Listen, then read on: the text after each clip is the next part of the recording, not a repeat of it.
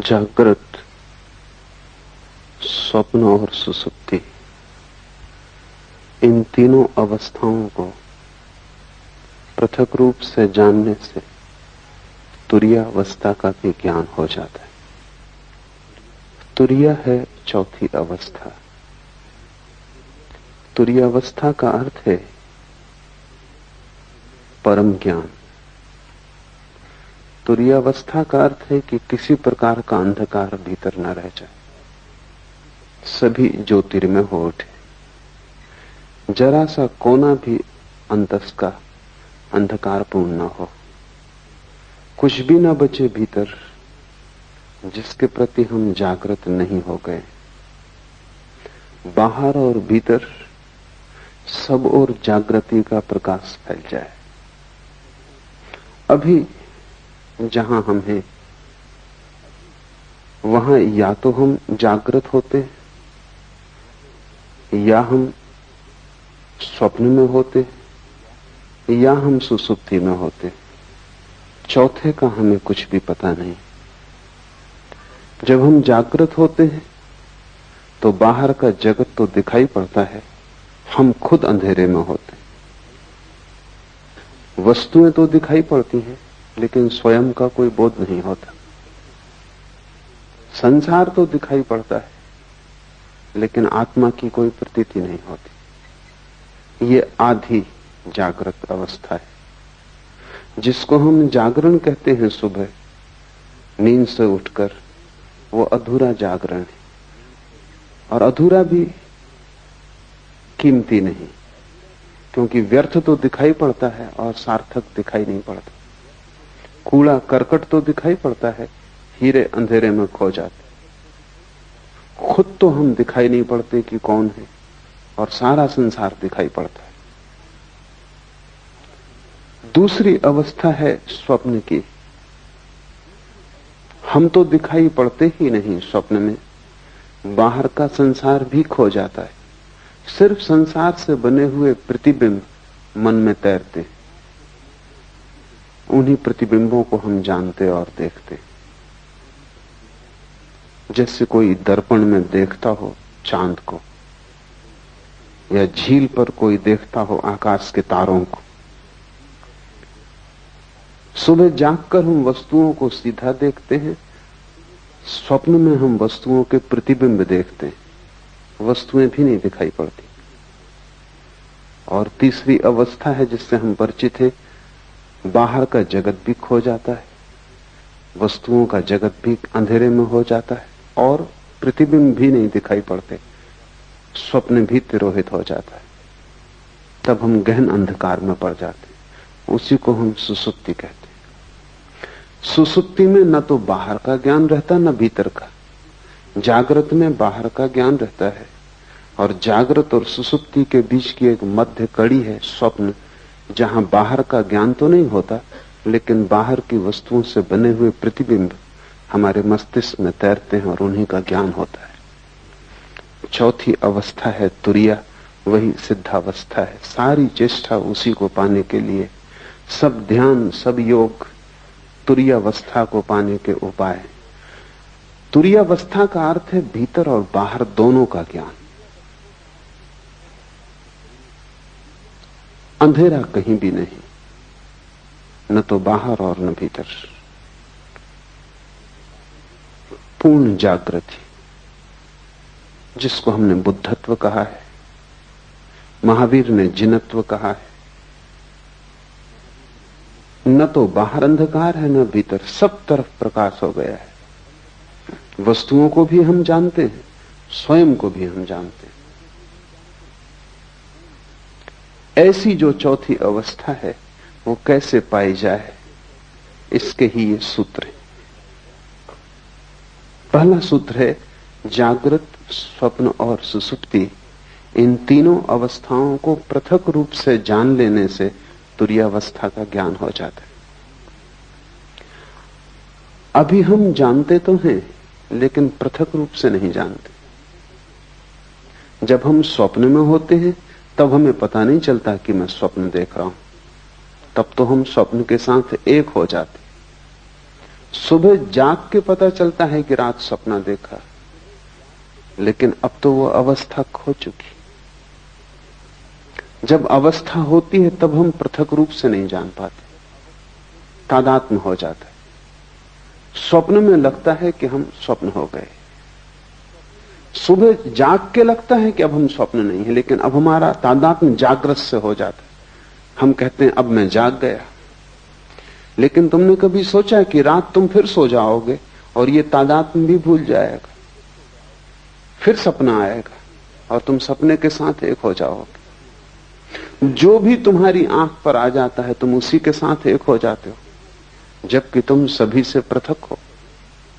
ये ऐसा ही है जैसे वर्षा आए और तुम समझने लगो कि मैं वर्षा हो गया, फिर गर्मी आए और तुम समझो कि मैं गर्मी हो गया, और फिर शीत आए और तुम समझो कि मैं शीत हो गया। लेकिन ये तीनों मौसम तुम्हारे आसपास हैं, तुम इन तीनों से अलग हो। बचपन था तो तुमने समझा कि मैं बच्चा हूं, जवान हुए तो तुमने समझ लिया कि मैं जवान हूं, बूढ़े हुए तो तुम समझ लोगे कि मैं बूढ़ा हूं, लेकिन तुम तीनों के पार हो। अगर तुम पार न होते तो बच्चा जवान होता कैसे? तुम्हारे भीतर कुछ है जो बचपन को छोड़ सका और जवान हो सका। वो कुछ बचपन और जवानी दोनों से अलग है। स्वप्न में तुम खो जाते हो, जागकर फिर तुम्हें लगता है सपना झूठ था। तुम्हारे भीतर कोई चेतना का तत्व है जो यात्रा करता है। स्वप्न, सुसुप्ति, जागृत तुम्हारे यात्रा के पड़ाव, तुम नहीं हो। और जैसे ही तुम इस बात को समझ पाओगे कि तुम पृथक हो, अलग हो, वैसे ही चौथे का जन्म शुरू हो जाए। वो पृथकता ही चौथा है। महावीर ने इसके लिए बहुत कीमती शब्द प्रयोग किया। महावीर कहते हैं भेद विज्ञान।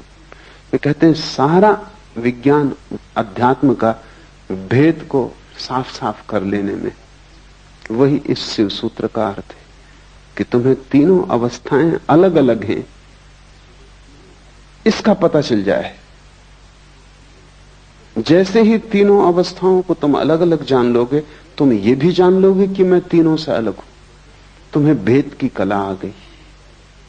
अभी हमारी मनोदशा ऐसी है कि जो भी हमारे सामने होता है हम उसी के साथ एक हो जाते। किसी ने तुम्हें गाली दी, क्रोध उठा, उस क्षण में तुम क्रोध के साथ एक हो जाते। तुम भूल ही जाते हो कि क्षण भर पहले क्रोध नहीं था, तब भी तुम थे। क्षण भर बाद क्रोध फिर चला जाएगा, तब भी तुम रहोगे। तो क्रोध बीच में आया हुआ धुआं है।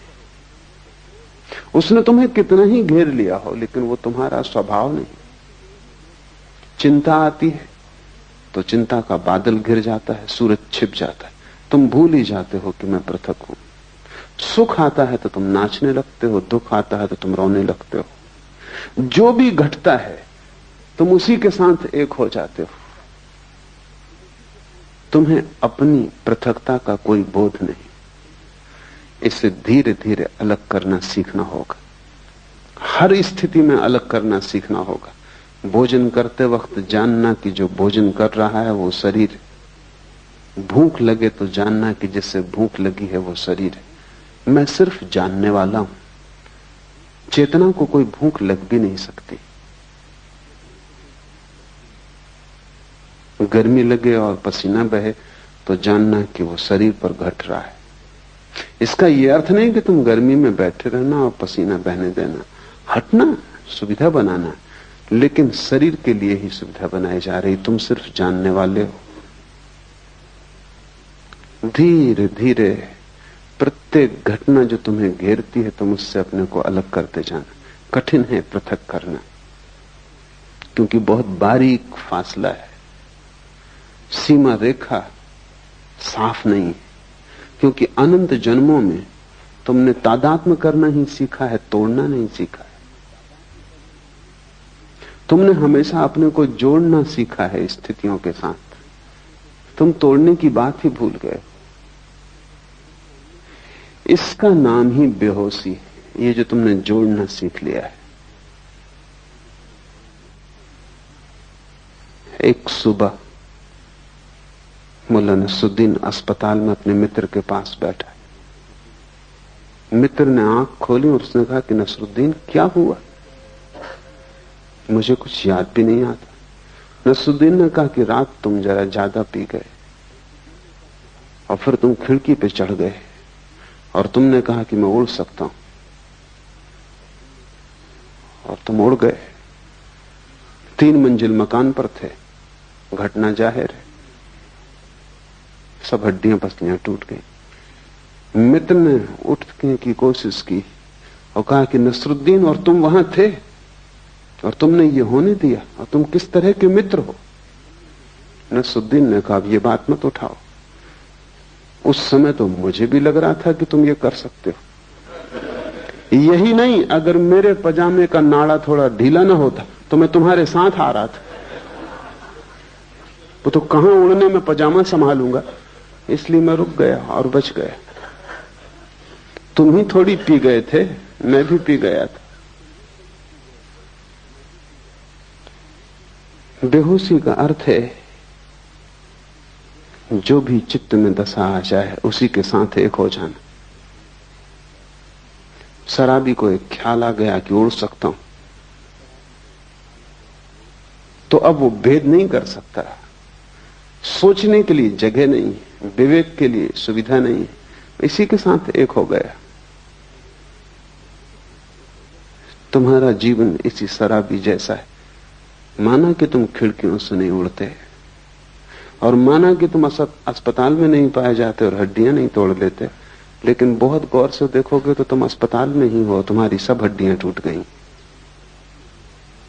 क्योंकि तुम्हारा पूरा जीवन एक रोग है और उस रोग में सिवाय दुख और पीड़ा के कुछ हाथ आता नहीं।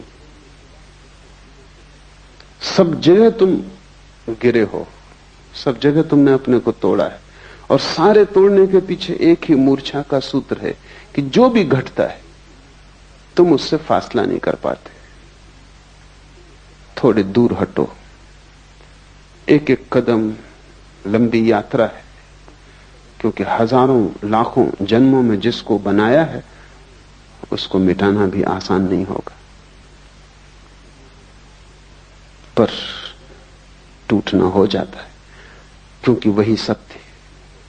तुमने जो भी बना लिया है वो असत्य है। इसलिए हिंदू इसे माया कहते हैं। माया का अर्थ है कि तुम जिस संसार में रहते हो वो झूठ है। इसका यह अर्थ नहीं कि बाहर जो वृक्ष है वो झूठ है और पर्वत जो है वो झूठ है और आकाश में चांद तारे हैं वो झूठ है, नहीं। इसका केवल इतना ही अर्थ है कि तुम्हारा जो तादात्म्य है वो झूठ है और उसी तादात्म्य से तुम जीते हो, वही तुम्हारा संसार है। कैसे तादात्म्य टूटे? तो पहले तो जागने से शुरू करो, क्योंकि वही थोड़ी सी किरण जागरण की है। स्वप्न से तो तुम कैसे शुरू करोगे? मुश्किल होगा। और सुसुप्ति का तो तुम्हें कोई पता नहीं, वहां तो सब होश खो जाता है। जागृत से शुरू करो। साधना शुरू होती है जागृत से, वो पहला कदम। फिर दूसरा कदम है स्वप्न और तीसरा कदम है सुसुप्ति। और जिस दिन तुम तीनों कदम पूरे कर लेते हो, चौथा कदम उठ जाता है। वो चौथा कदम है तुरीयावस्था, वो सिद्धावस्था है।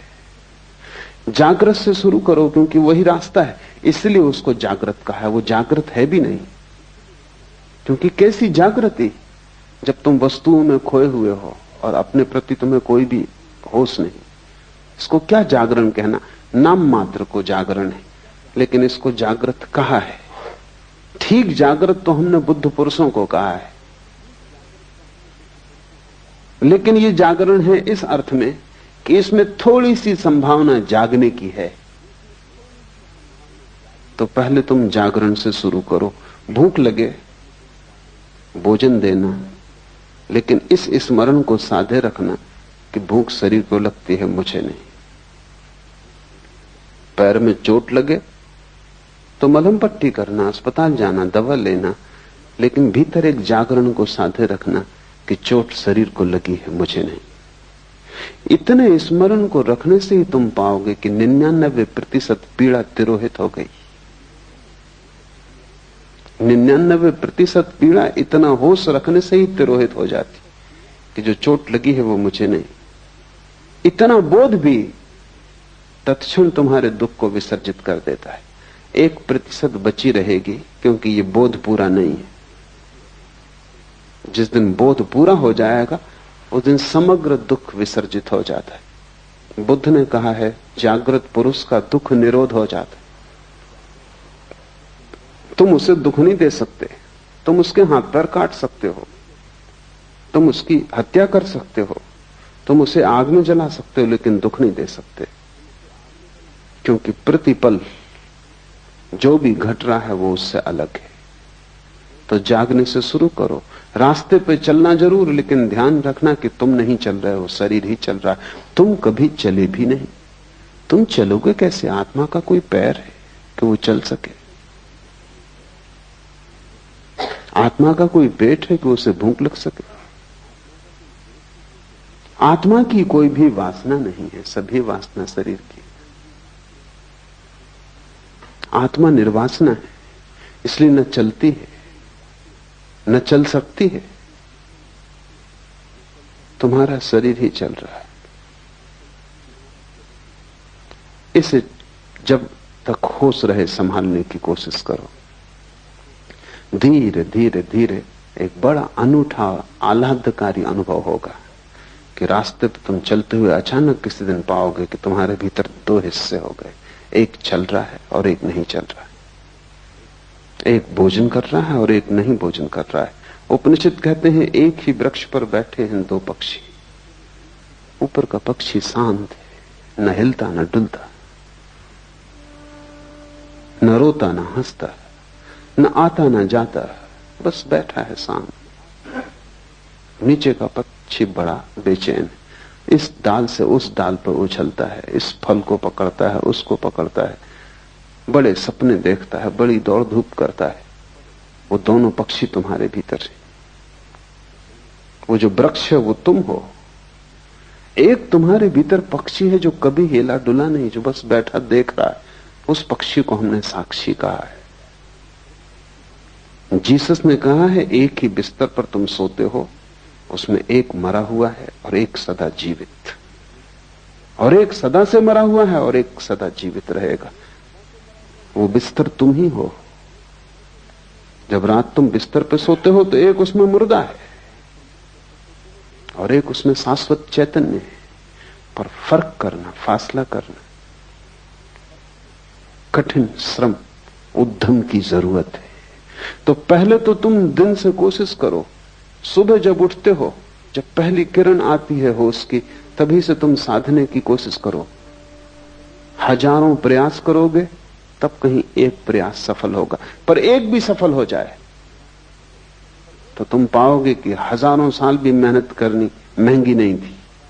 क्योंकि एक क्षण को भी तुम्हें यह पता चल जाए कि जो चल रहा है वो तुम नहीं, जो रुका है वो तुम हो, जो वासना से भरा है वो तुम नहीं, जो सदा निर्वासना है वो तुम हो, जो मरण धर्म है वो तुम नहीं, जो अमृत का स्रोत है वो तुम हो।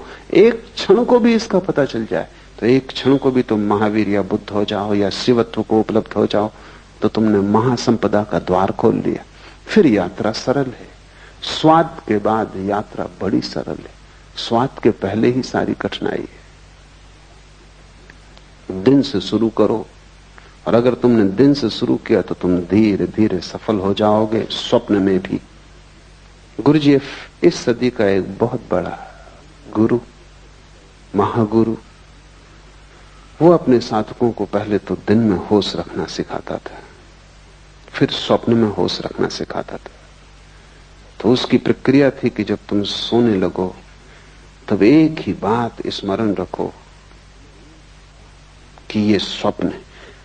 अभी स्वप्न शुरू नहीं हुआ, तुम अभी जागे हो। तभी से तुम ये सूत्र अपने भीतर दोहराने लगो कि जो मैं देख रहा हूं ये स्वप्न है। कमरे को चारों तरफ देखो और ये भाव मन में गहरा करो कि जो मैं देख रहा हूं ये स्वप्न है। बिस्तर को छुओ और ये भाव गहरा करो कि जो मैं छू रहा हूं ये स्वप्न है। अपने हाथ को ही अपने हाथ से स्पर्श करो और अनुभव करो कि जो मैं छू रहा हूं ये स्वप्न है।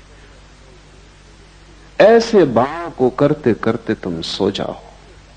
ये भाव की सतत धारा तुम्हारे भीतर बनी रहेगी। कुछ ही दिनों में तुम पाओगे कि बीच स्वप्न में तुम्हें अचानक याद आ जाता है कि ये स्वप्न है, और जैसे ही याद आता है स्वप्न उसी क्षण टूट जाता है, क्योंकि स्वप्न के चलने के लिए मूर्छा जरूरी है।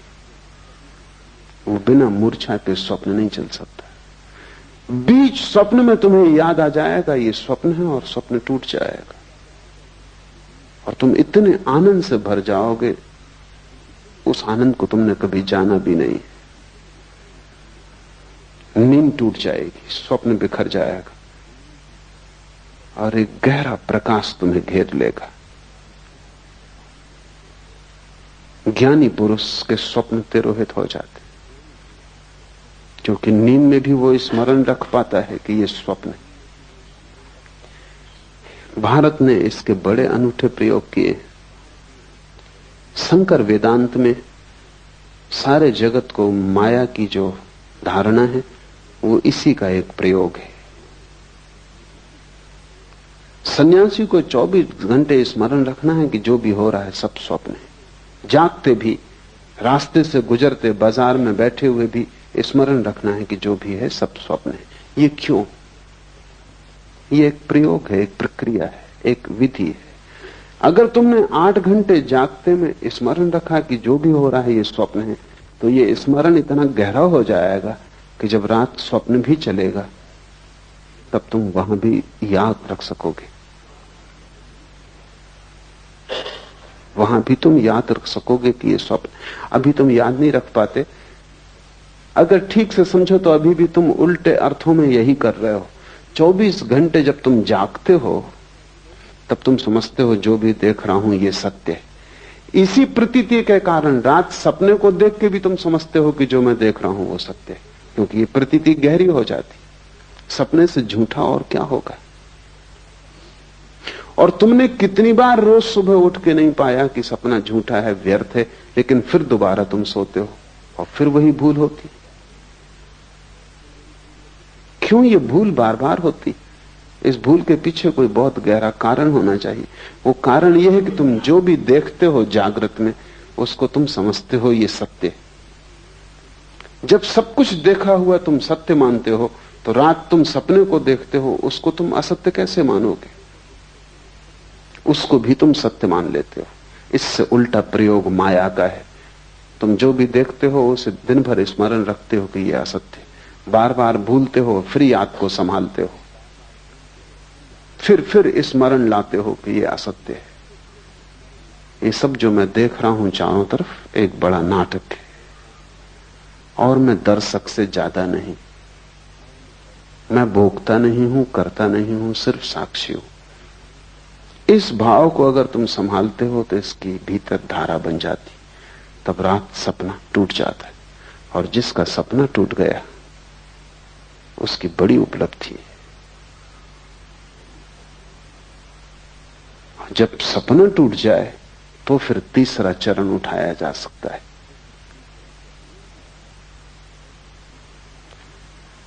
जब सपना टूट जाए तो फिर सुसुप्ति में होश रखने का चरण उठाया जा सकता है। लेकिन तुम्हें अभी बहुत कठिनाई होगी। सीधा उस प्रयोग को करना संभव नहीं, एक एक कदम उठाना पड़े।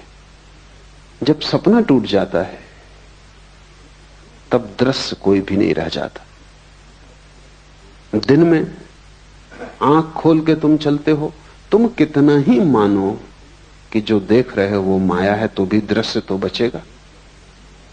तुम कितना ही, शंकर भी कितना ही कहते हो कि माया है, तो भी दीवाल से तो निकलेंगे नहीं, निकलेंगे तो दरवाजे से ही।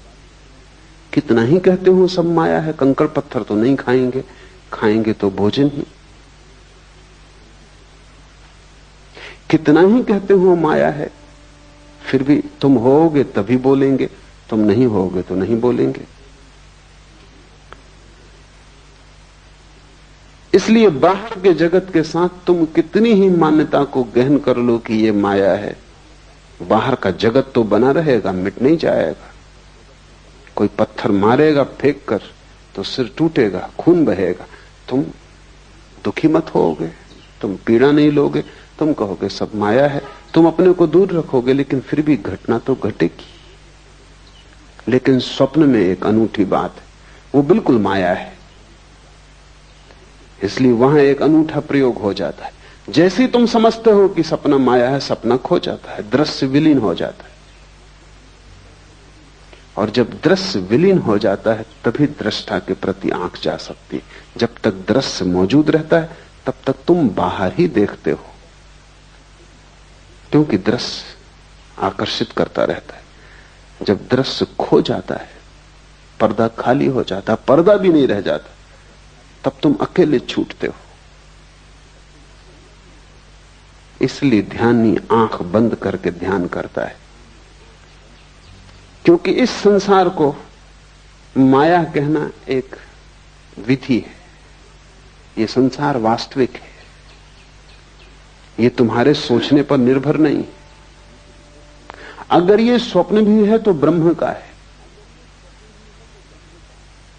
ये तुम्हारा स्वप्न नहीं है। लेकिन तुम्हारे निजी सपने हैं, वे रात में घटते हैं। इसलिए बड़ी क्रांतिकारी घटना तो तब घटती जब तुम निजी स्वप्न को तोड़ देते हो। आकाश खाली हो जाता है, वहां देखने को कुछ नहीं बचता।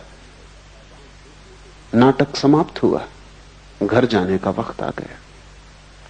अब तुम करोगे भी क्या बैठे बैठे? इस घड़ी में अचानक आंख मुड़ती है, क्योंकि बाहर कुछ भी खोजने को नहीं रह जाता, देखने को नहीं रह जाता, सोचने को नहीं रह जाता, कोई दृश्य नहीं बचता। तो जो ऊर्जा दृश्य की तरफ जाती थी वो स्वयं की तरफ मुड़ती। स्वयं की तरफ मुड़ती हुई ऊर्जा ही ध्यान है। और जैसे ही स्वयं की तरफ मुड़ती तब तुम सुसुप्ति में भी होश रख सकते हो, क्योंकि तुम तो होते हो। संसार नहीं होता सुसुप्ति में, स्वप्न नहीं होता सुसुप्ति में, क्योंकि तुम दोनों को देखने में अटके थे, इसलिए सुसुप्ति में बेहोशी रहती थी। अब तुम्हारी अटक टूट गई, अब दृश्य से तुम्हारा कोई संबंध न रहा। अब दृश्य के बिना भी तुम हो सकते हो। अब दिया जलता है, उसकी दिए को कोई फिक्र नहीं कि दिए के प्रकाश में कोई गुजरता है या नहीं गुजरता। अब तुम्हारा जीवन भीतर की तरफ मुड़ेगा, तब तुम सुसुप्ति में जाग जाओगे।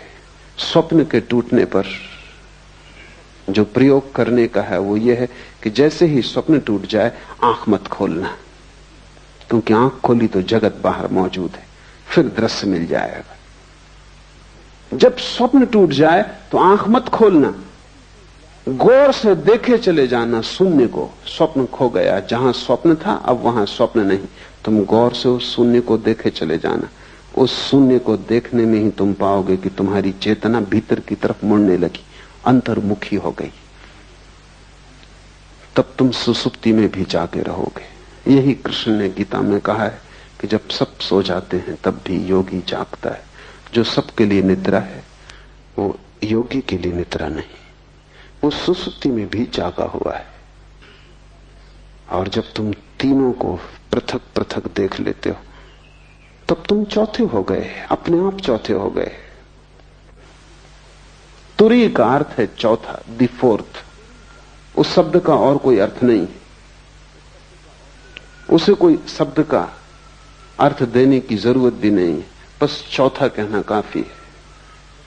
क्योंकि सभी अर्थ उसको बांध लेंगे, सभी शब्दों से बांध लेंगे, सिर्फ इशारा काफी है, क्योंकि वो अनंत है और असीम है। जैसे ही तुम तीन के बाहर हुए तुम परमात्मा हो। इन तीन में तुम प्रविष्ट हो गए हो, इसीलिए संकीर्ण हो गए हो।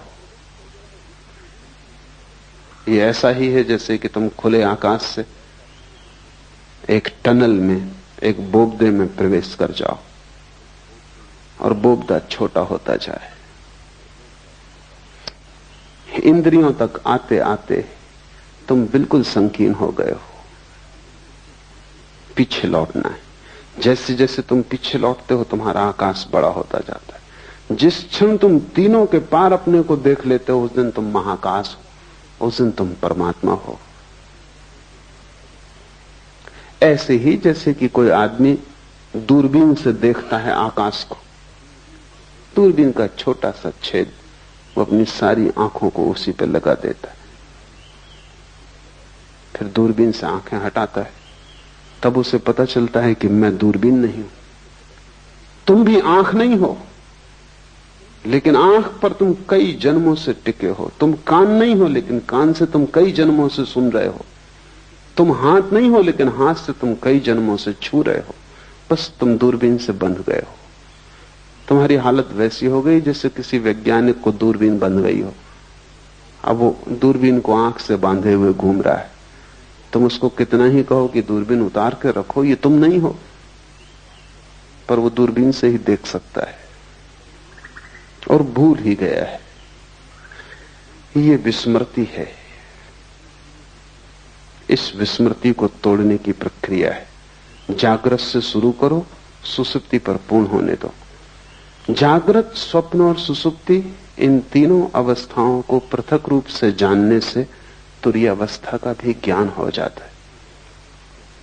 इसे शुरू करो और धीरे धीरे बढ़ते जाओ। जिस दिन तुम्हें गहरी नींद में होश रह जाए, उस दिन जान लेना तुम में, बुद्ध में, महावीर में, शिव में अब कोई अंतर न रहा। लेकिन तुम उल्टा ही काम कर रहे हो। तुम जागरण में भी ठीक जागे हुए नहीं हो, तो तुम सुसुप्ति में कैसे जागोगे? तुम यहां भी सोए हुए हो। तुम्हारा जागरण नाम मात्र को है। तुम्हें भ्रम पैदा होता है कि तुम जागे हो, क्योंकि तुम काम चलाओ, काम निपटा लेते हो। साइकिल चला लेते हो, तुम सोचते हो तुम जागे हुए हो। कार चला लेते हो, तुम सोचते हो तुम जागे हुए हो। लेकिन तुमने कभी ख्याल किया कि ये सब ऑटोमेटिक हो गया है, यंत्रवत हो गया है। साइकिल चलाने वाला सोचता भी नहीं कि अब बाएं मुड़ना है, अब दाएं मुड़ना है। वो अपने मन में लगा रहता है। साइकिल बाएं मुड़ती, दाएं मुड़ती, वो अपने घर पहुंच जाता है। सोचना या होशपूर्वक चलने की कोई जरूरत नहीं। सब यंत्रवत हो गया है, आदत हो गई। वो घर पहुंच ही जाता है। कार चलाने वाला चलाता जाता है, कोई जरूरत नहीं है उसको कि वो जागे। हम सब की जिंदगी एक रूटीन, एक बंधी हुई लीक पर घूमने लगती। जैसे कोल्हू के बैल चलते हैं, ऐसे हम चलने लगते। उसी उसी लीक पर रोज चलते हैं। किसी की लीक थोड़ी बड़ी, किसी की थोड़ी छोटी, किसी की थोड़ी सुंदर, किसी की थोड़ी कुरूप, लेकिन लीक होने में कोई फर्क नहीं है। तुम्हारी जिंदगी एक कोल्हू के बैल की भांति है।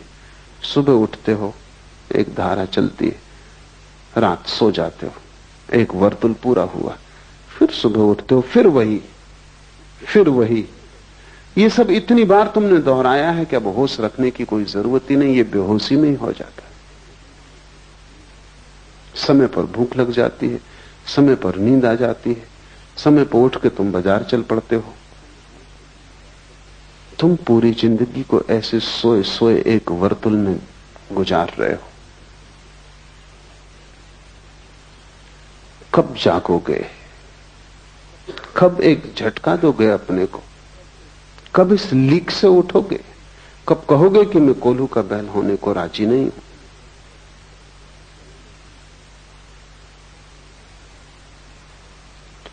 जिस दिन तुम्हें झटका देने का ख्याल आ जाएगा,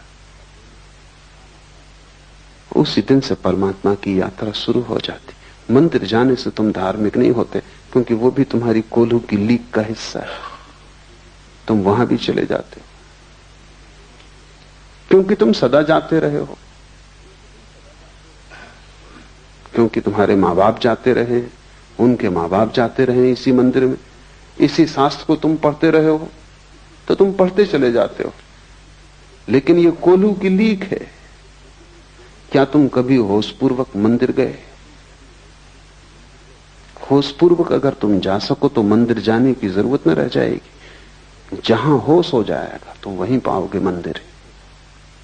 होश मंदिर है।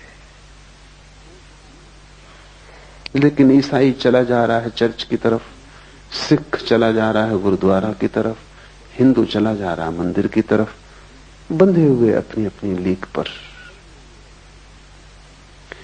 तुम्हारी ये सोई सोई अवस्था तुम्हारे अतिरिक्त कोई भी नहीं तोड़ सकता।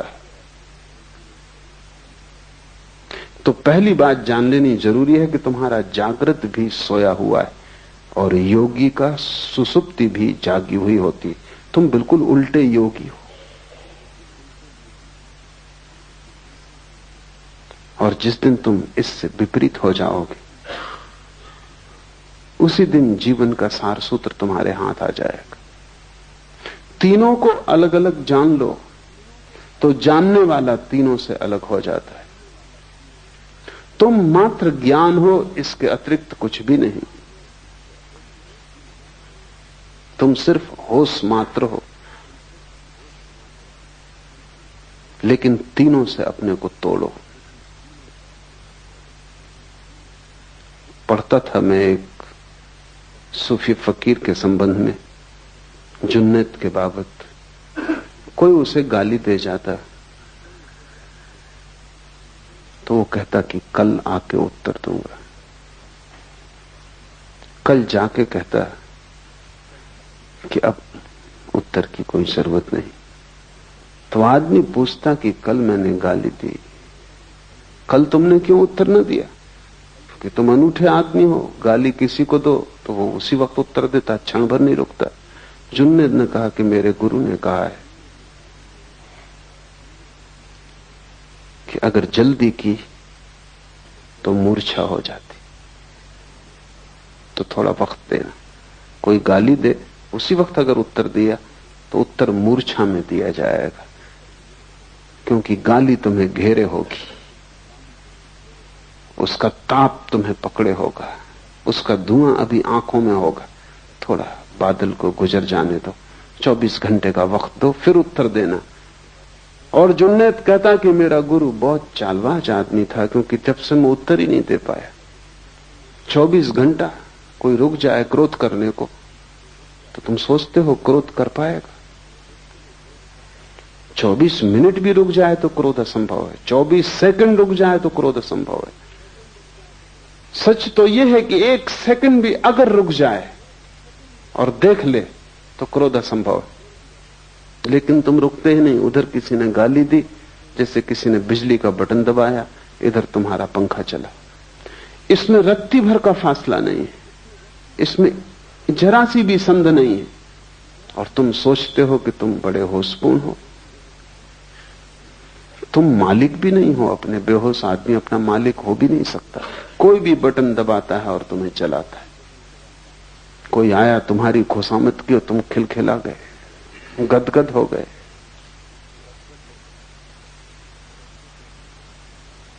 किसी ने तुम्हारा अपमान किया और तुम आंसुओं से भर गए। तुम मालिक हो अपने, या हर कोई तुम्हें चलाता है? और जो तुम्हें चला रहे हैं वो भी अपने मालिक नहीं, तुम गुलामों के गुलाम हो। और बड़ा मजा है कि सब एक दूसरे को चलाने में कुशल है और उनमें से एक भी होश में नहीं। इससे बड़ा और कोई अपमान नहीं हो सकता आत्मा का कि हर कोई तुम्हें चलाता है। मुल्ला नसरुद्दीन एक दफ्तर में काम करता था। सभी नाराज थे उसके काम से, क्योंकि काम तो कुछ था ही नहीं। या तो वो सोया रहता या झपकी खाता रहता। आखिर दफ्तर के लोग परेशान इतने हो गए कि धीरे धीरे लोगों ने उसको कहना भी शुरू कर दिया। मालिक ने भी कहा, डांटा डपटा भी, लेकिन उसमें कुछ फर्क ना हुआ। इतना अपमान और इस उपद्रव के कारण उसने इस्तीफा दिया। बदलना तो मुश्किल था, इस्तीफा देना आसान था। बहुत से लोग जो संसार से भागते हैं सन्यास की तरफ, वो इस्तीफा दे रहे हैं। बदलना तो मुश्किल है, इस्तीफा देना सदा आसान। उसने इस्तीफा दिया, सारा दफ्तर प्रसन्न हुआ इस्तीफे से। लोग इतने प्रसन्न हो गए कि मालिक ने कहा कि अब वो जब अपनी तरफ से जा रहा है तो विदाई समारोह करना उचित है। और हम इतने परेशान थे इससे, और ये छोड़ रहा है और छुड़ाने का कोई उपाय नहीं था, एक बोझ हो गया था, इसलिए ठीक से, और सच में ही खुश थे वो, इसलिए विदाई समारोह काफी अच्छी तरह आयोजित किया। मिठाई, खाना पीना सब इकट्ठे हुए। नसरुद्दीन बड़ा हैरान हुआ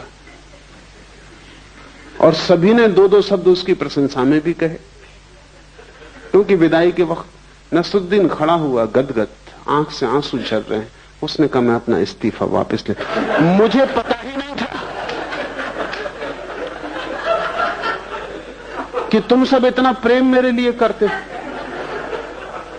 अब इस जीवन में यहां से जाने का कोई कार्य नहीं।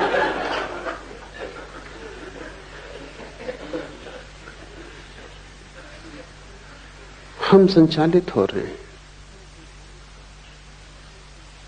और अक्सर यह होता है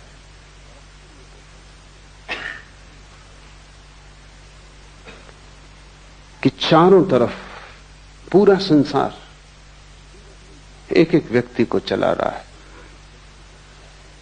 और मौसम चारों तरफ बदलता रहता है, हजारों तरह के लोग हैं। इसलिए तुम्हारे भीतर एक गहरा विभ्रम और एक कंफ्यूजन है, होगा ही, क्योंकि तुम एक से चालित नहीं हो। एक से चालित तो वही है जो भीतर जागा हुआ है। उसकी जिंदगी में एक स्पष्टता होगी, निरभ्रता होगी, उसके जीवन में एक सफाई होगी, एक निर्णय होगा, उसके जीवन में एक दिशा होगी। तुम्हारे जीवन में कोई दिशा नहीं हो सकती। तुम तो ऐसे जैसे कोई आदमी भीड़ में धक्के में चलता है, वो चल भी नहीं रहा, लेकिन भीड़ इतना धक्का दे रही है कि खड़ा भी नहीं रह सकता। कोई बाएं धक्का देता है तो वो बाएं चला जाता है, कोई दाएं धक्का देता है तो वो दाएं चला जाता है। तुम्हारी पूरी जिंदगी भीड़ में चलती हुई है। तुम गौर से देखो, समझ में आ जाएगा। कोई कुछ कह रहा है वो तुम करते हो, फिर कोई कुछ और कहता है वो तुम करते हो, फिर तुम्हारे भीतर इतने विरोधाभास हो जाते।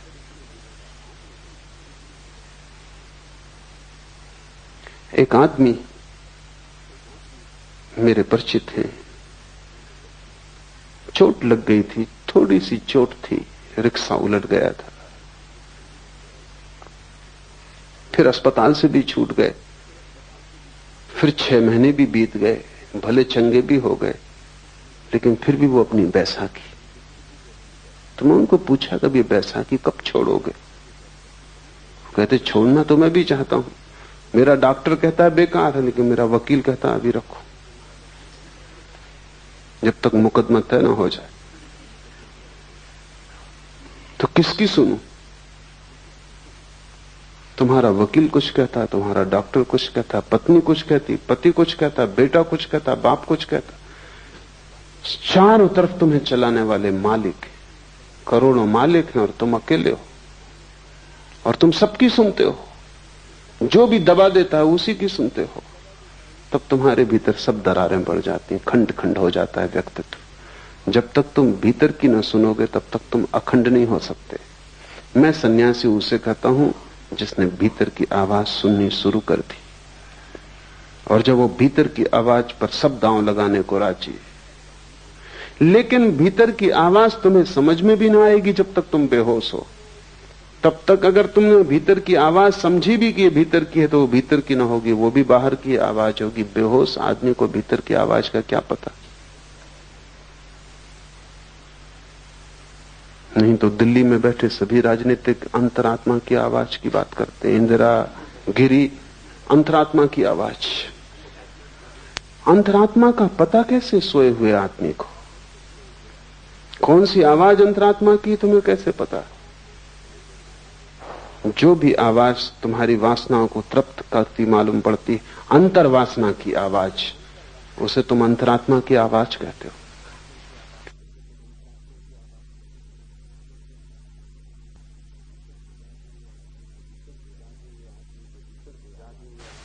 सिर्फ जागे हुए आदमी के भीतर कोई आवाज होती, और वो आवाज तुम्हें मिल जाए तो तुम्हारे जीवन में सब जो कलुष है, वो जो उपद्रव है, वो 1000 तरह के विक्षिप्त स्वर है कि तुम एक भीड़ हो गए हो, एक व्यक्ति नहीं।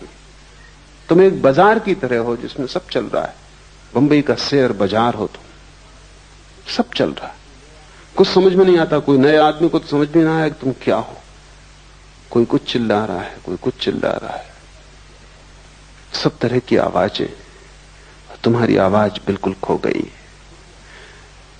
तुरीय अवस्था का अर्थ है आत्मा को पहचानना, और इन तीन से तुम अपने को तोड़ो तो ही तुम आत्मा को पहचान सकोगे। छोटे छोटे प्रयोग शुरू करो। क्रोध आए, रुको, जल्दी क्या है। घृणा आए, थोड़ा रुको, थोड़ा संधि काल चाहिए, तभी उत्तर दो जबकि तुम होश में आ जाओ। उसके पहले उत्तर मत दो। और तुम पाओ कि तुम्हारी जिंदगी से पाप खोना शुरू हो गया, गलत अपने आप विसर्जित होने लगा। तुम अचानक पाओगे कि अब क्रोध का उत्तर देने की कोई जरूरत न रही। यह भी हो सकता है कि जिसने तुम्हारा अपमान किया था तुम उसे धन्यवाद देने भी जाओ, क्योंकि उसने भी तुम्हारा उपकार किया है, तुम्हें एक जागने का मौका दिया है। कबीर ने कहा है, निंदक नीरे राखिए आंगन कुटी छबाए। वो जो तुम्हारी निंदा कर रहा है उसे तुम पास में ही संभाल के इंतजाम कर दो, उसको घर में ही ठहरा लो, क्योंकि वो तुम्हें जागने का मौका देगा। जो जो तुम्हें मूर्छित होने का मौका देता है, अगर तुम चाहो तो उसी मौके को तुम जागरण की भी सीढ़ी बना सकते हो। जिंदगी ऐसे है जिससे रास्ते पे एक बड़ा पत्थर पड़ा हो। जो ना समझे वो पत्थर को देख के लौट जाते हैं, वो कहते हैं रास्ता बंद है। जो समझदार हैं वो पत्थर पे चढ़ जाते, वो उसको सीढ़ी बना लेते हैं, और जैसे ही सीढ़ी बना लेते हैं और भी ऊपर का रास्ता उन्मुक्त हो जाता है। साधक के लिए एक ही बात स्मरण रखनी है कि जीवन का हर क्षण जागृति के लिए उपयोग कर लिया जाए। चाहे भूख हो, चाहे क्रोध हो, चाहे काम हो, चाहे लोभ हो, हर स्थिति को जागरण के लिए उपयोग कर लिया जाए। रत्ती रत्ती तुम इस तरह इकट्ठा करोगे जागरण, तो तुम्हारे भीतर ईंधन इकट्ठा हो जाएगा। उस ईंधन से जो ज्वाला पैदा होती है उसमें तुम पाओगे कि तुम न तो जागृत हो, न तुम स्वप्न हो, न तुम सुसुप्ति हो, तुम तीनों के पार पृथक हो। ज्ञान का बना रहना ही जागृत अवस्था है। बाहर की वस्तुओं के ज्ञान का बना रहना जागृत अवस्था है। विकल्प ही स्वप्न है। मन में विचारों का तंतुजाल, विकल्पों का, कल्पनाओं का फैलाव स्वप्न है। अविवेक अर्थात स्वबोध का अभाव सुसुप्ति है। ये तीन अवस्थाएं हैं जिनमें हम गुजरते हैं। लेकिन जब हम एक से गुजरते हैं तो हम उसी के साथ एक हो जाते हैं। जब हम दूसरे में पहुंचते हैं तो हम दूसरे के साथ एक हो जाते हैं। जब हम तीसरे में पहुंचते हैं तो तीसरे के साथ एक हो जाते हैं। इसलिए हम तीनों को अलग अलग नहीं देख पाते। अलग देखने के लिए थोड़ा फासला चाहिए, परिपेक्ष चाहिए। अलग देखने के लिए थोड़ी सी जगह चाहिए। तुम्हारे और जिसे तुम देखते हो दोनों के बीच में थोड़ा रिक्त स्थान चाहिए। तुम आईने में भी अगर बिल्कुल सिर लगा के खड़े हो जाओ तो अपना प्रतिबिंब न देख पाओगे, थोड़ी दूरी चाहिए। और तुम इतने निकट खड़े हो जाते हो जागृत के, स्वप्न के, सुसुप्ति के, कि तुम बिल्कुल एक ही हो जाते हो। तुम उसी के रंग में रंग जाते हो। और ये दूसरे के रंग में रंग जाने की आदत हमारी इतनी गहन हो गई है कि हमें पता भी नहीं चलता, और इसका शोषण किया जाता है। अगर तुम हिंदू हो और तुमसे कहा जाए कि मस्जिद खड़ी, इसमें आग लगा दो, तुम 1000 बार सोचोगे, विचार करोगे कि ये क्या उचित है। और मस्जिद भी उसी परमात्मा के लिए समर्पित है। ढंग होगा और सीढ़ी का रंग होगा और रास्ते की व्यवस्था होगी और, लेकिन मंजिल वही है। लेकिन हिंदुओं की एक भीड़ मंदिर मस्जिद को आग लगाने जा रही हो, तुम उस भीड़ में हो, तब तुम नहीं सोचते, क्योंकि तुम भीड़ के रंग में रंग जाते हो। तब तुम मस्जिद को जला दोगे। और बाद में कोई अगर तुमसे पूछेगा कि तुम ये कैसे कर सके, तो तुम भी सोचोगे और कहोगे कि आश्चर्य है कि मैं कैसे कर सका, अकेले तुम ये ना कर पाते। लेकिन भीड़ में तुम क्यों खो गए? क्योंकि खोने की तुम्हारी आदत है। कोई मुसलमान इतना बुरा नहीं है अकेले में जितना भीड़ के साथ बुरा होता है। कोई हिंदू इतना बुरा नहीं है अकेले में जितना भीड़ के साथ बुरा होता है। किसी अकेले आदमी ने इतने पाप नहीं किए जितने भीड़ ने पाप किए। क्यों? क्योंकि भीड़ तुम्हें रंग देती, तुम भीड़ के रंग में एक हो जाते हो। अगर भीड़ क्रोध से भरी है, तुम अचानक पाते हो तुम्हारे भीतर क्रोध जग रहा है। अगर भीड़ रो रही है, चीख रही, चिल्ला रही, तो तुम रोने, चीखने, चिल्लाने लगते हो। अगर भीड़ प्रसन्न है, तुम अपना दुख भूल जाते हो, प्रसन्न हो जाते हो। ख्याल करो, तुम किसी के घर गए हो, कोई मर गया है, वहां अनेक लोग रो रहे हैं, अचानक तुम पाते हो तुम्हारे भीतर भी रुदन उठा आ रहा है। शायद तुम सोचते होगे कि तुम बड़े करुणावान हो, शायद तुम सोचते हो कि तुम बड़ी दया और प्रेम से भरे हुए व्यक्ति हो, शायद तुम सोचते हो कि सहानुभूति के कारण ये आंसू आ रहे हैं, तो तुम गलती में हो। क्योंकि घर भी तुमने ये खबर सुनी थी कि वो आदमी मर गया, तब तुम्हें कुछ भी ना हुआ था, क्योंकि तुम अकेले थे। तब तुमने सोचा होगा कि ठीक है, मरना जीना लगा ही रहता है। बजाय इसके कि आदमी मर गया, इससे तुम्हें दुख होता, तुम्हें यही झंझट आई होगी कि अब जाना पड़ेगा और संवेदना प्रकट करनी पड़ेगी। और 25 दूसरे काम थे, अब एक और उपद्रव बीच में आ गया। और ये आदमी था ही ऐसा, बेवक्त मरा। कोई वक्त था आज मरने का? ये तुम्हारे विचार रहे होंगे।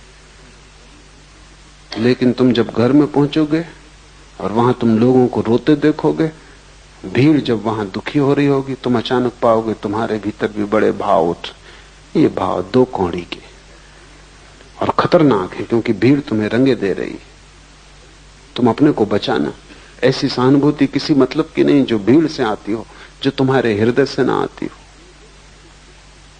तुमने देखा कि दुखी, बेचैन, परेशान लोग भी होली के हुल्लड़ में बड़े आनंदित दिखाई पड़ने लगते।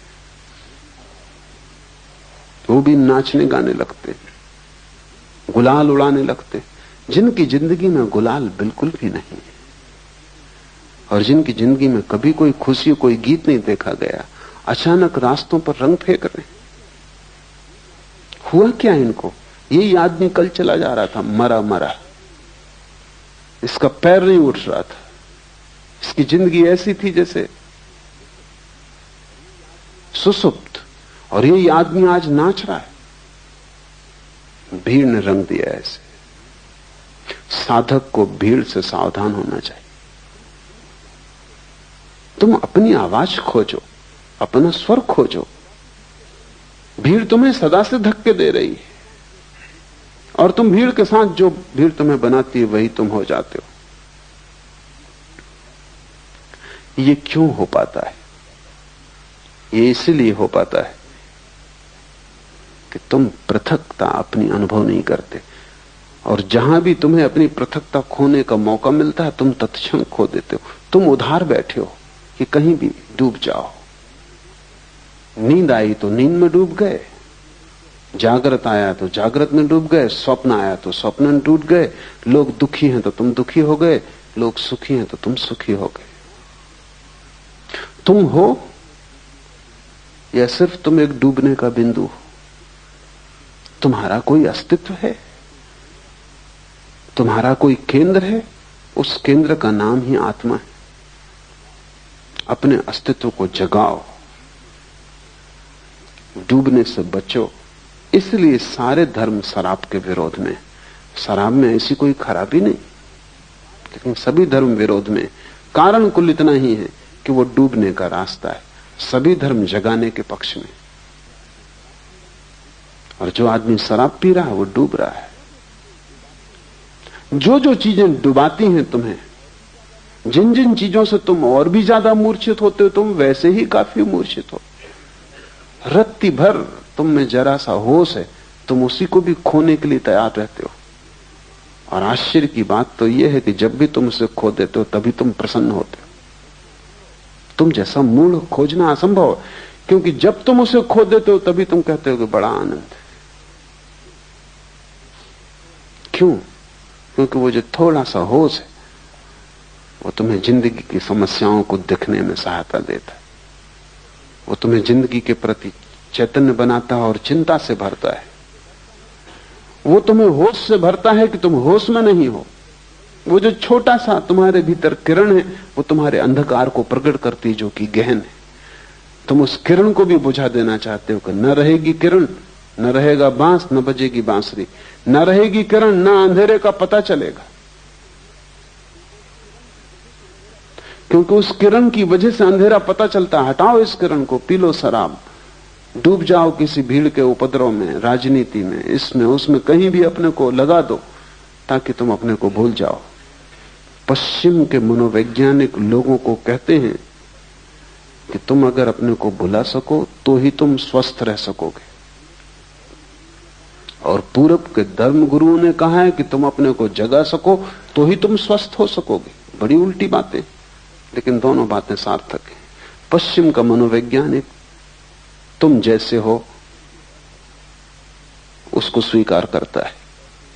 तुम जैसे हो ऐसे ही तुम रह सको, जी सको, किसी तरह गुजार सको जिंदगी, उसमें सहायता पहुंचाता है। वो ठीक कह रहा है। वो कह रहा है किसी तरह अपने को बुला दो।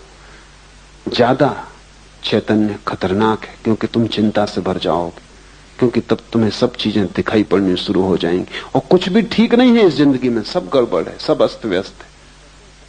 तो बेहतर तुम आंख बंद कर लो, प्रसन्न रहो। क्या जरूरत है इस सारे समस्या को देखने की? लेकिन पूरब के धर्मगुरु तुम्हें स्वीकार नहीं करते। वो कहते हैं तुम तो रुग्ण हो, तुम तो विक्षिप्त हो ही, तुम्हें पहले शांति की जरूरत नहीं है। कोई चिंता नहीं अगर चिंता बढ़े और तुम्हारे भीतर बेचैनी आए, कोई हर्ज नहीं, क्योंकि उसी के द्वारा तुम बदलोगे, क्रांति होगी। ये तो ऐसा है जैसे एक आदमी कैंसर से पड़ा है और हम कुछ भी नहीं कर सकते, तो हम उसको मार्फिया देते कि तुम अपना आराम से तो पड़े रहो। लेकिन पूरब के धर्मगुरु कहते हैं मार्फिया से जीवन क्रांति नहीं होती। जगाओ, रूपांतरण हो सकता है। और आदमी जैसा है ये उसकी अंतिम अवस्था नहीं, ये उसकी प्रथम अवस्था तक नहीं। ये तो यात्रा के बिल्कुल बाहर ही खड़ा है, द्वार के। अभी इसने भीतर प्रवेश भी नहीं किया। महा आनंद की संभावना है। लेकिन तुम जैसे हो सोए, इससे महा आनंद नहीं होगा। सुख और आनंद का फर्क समझ लो। सुख उस अवस्था का नाम है जब तुम्हारे भीतर जो छोटी सी किरण जाग गई है वो भी सो जाती, तब तुम्हें कोई दुख पता नहीं चलता। आनंद उस अवस्था का नाम है जब तुम्हारे भीतर जो छोटी सी किरण है वो महासूर्य हो जाती और अंधकार पूरा खो जाता है। सुख नकारात्मक, निगेटिव है। दुख का पता न चलना। तुम्हारे सिर में दर्द है, एस्प्रो की टिकिया सुख है, आनंद नहीं। क्योंकि एस्प्रो की टिकिया तुम्हें सिर्फ दर्द पता नहीं चलने देती, वो तुम्हें बेहोशी दे देती। तुम बीमार हो, तुम परेशान हो, जिंदगी चिंता से भरी है, तुम शराब पी लेते हो, फिर सब ठीक है। दुखी शराबी जाता है शराब घर की तरफ, लौटता है नाचता गाता। तुम्हारी जो छोटी सी प्रकाश की किरण है उसे खोकर तुम सुख खरीदते हो, उससे तुम्हें आनंद कभी भी ना मिलेगा। क्योंकि सुख सिर्फ दुख का भूल जाना है, विस्मरण। और आनंद आत्मा का स्मरण है, वो भूल जाना नहीं है, वो पूरी स्मृति है। कबीर ने उसे सुरति कहा है, वो पूर्ण स्मरण है। ये सूत्र तुम्हें पूर्ण स्मरण की तरफ ले जाएंगे। तो ध्यान रखना, जो चीज बेहोश करती हो उससे बचना। और बेहोश करने के इतने सुगम उपाय हैं कि तुम्हें पता भी नहीं, तुम उनमें इतने ज्यादा ग्रस्त हो गए हो कि तुम्हें ख्याल भी नहीं। एक आदमी खाने के पीछे पागल है, वो खाता ही रहता है, तुम्हें ख्याल नहीं है कि वो खाने से शराब का उपयोग कर रहा है। ज्यादा भोजन निद्रा लाता है, ज्यादा भोजन सुसुप्ति देता है। इसलिए अगर किसी दिन तुमने उपवास किया तो रात तुम सो ना सकोगे, क्योंकि भोजन की एक अपनी तंद्रा है। तो जो आदमी 24 घंटे खाने में लगा है, वो खाने के माध्यम से बेहोशी खोज रहा है।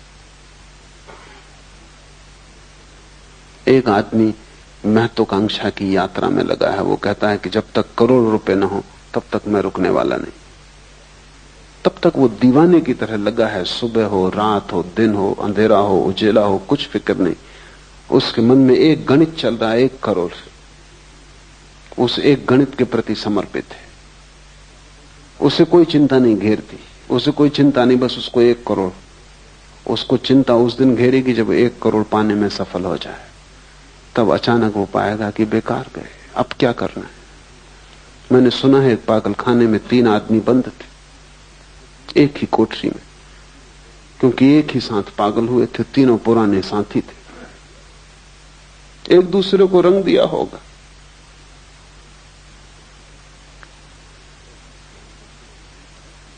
एक मनोवैज्ञानिक उनका अध्ययन करने आया था, तो उसने पागलखाने के डॉक्टर को पूछा कि इसमें नंबर 1 की क्या तकलीफ है। उसने कहा, ये नंबर 1 एक रस्सी में लगी हुई गांठ को खोलने का उपाय कर रहा था और खोल नहीं पाया, उसी में पागल हुआ।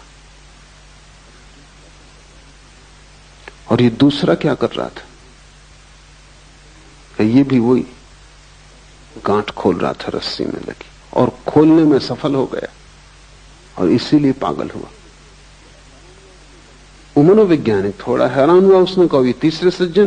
उसने कहा, ये वो सज्जन है जिनने गांठ लगाई थी।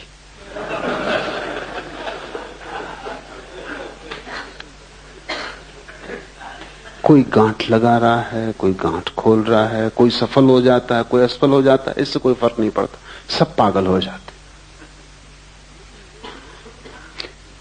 लेकिन लोग गांठ लगाने खोलने में उलझे क्यों हैं?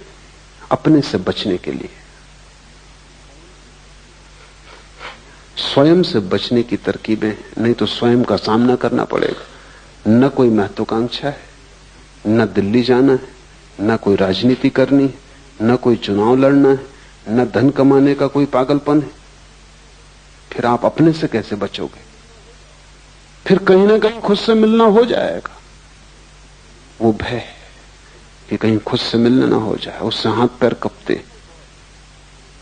तुम सुनते हो बहुत कि आत्मा को जानो, लेकिन अगर तुम खुद को समझोगे तो तुम आत्मा को जानने से बचने के सब उपाय करते हो। कहते हैं बुद्ध पुरुष कि आत्मा को जानने से महा आनंद की वर्षा होती, अमृत बरसता है। कबीर कहते हैं कि बादल गरजते हैं अमृत के और अमृत बरसता है। लेकिन ये घटना बहुत अंत में घटती है, पहले तो बहुत दुख से गुजरना पड़ता है। क्योंकि तुमने जितने धोखे दिए हैं जिंदगी में, अनंत जन्मों में, उन सब धोखों को तोड़ना पड़ेगा। और हर धोखे के तोड़ने में दुख होता है, हर धोखे को तोड़ने में दुख होता है। क्योंकि धोखे ने एक मधुरता दी थी, एक नींद दी थी, एक बेहोशी दी थी। अब उसको तोड़ो, और बिना उनको तोड़े तुम पहुंच ना पाओगे उस जगह जहां आकाश अमृत के बादलों से भर जाता है और जहां आनंद की वर्षा होती। वो बीच का मार्ग ही तपश्चर्या है। जागने से शुरू करो तुम्हारे तप को, फिर स्वप्न में ले जाओ, फिर सुसुप्ति में ले जाओ। विकल्प स्वप्न है, चित्त का विकल्पों से भरे रहना स्वप्न की दशा है। तो ये मत सोचना कि तुम रात में ही सपना देखते हो, तुम दिन में भी देखते रहते हो। जरूरी नहीं कि तुम यहां बैठे हो तो तुम यहां बैठे हो, हो सकता है तुम मुझे सुन भी रहे हो और सपना भी देख रहे हो।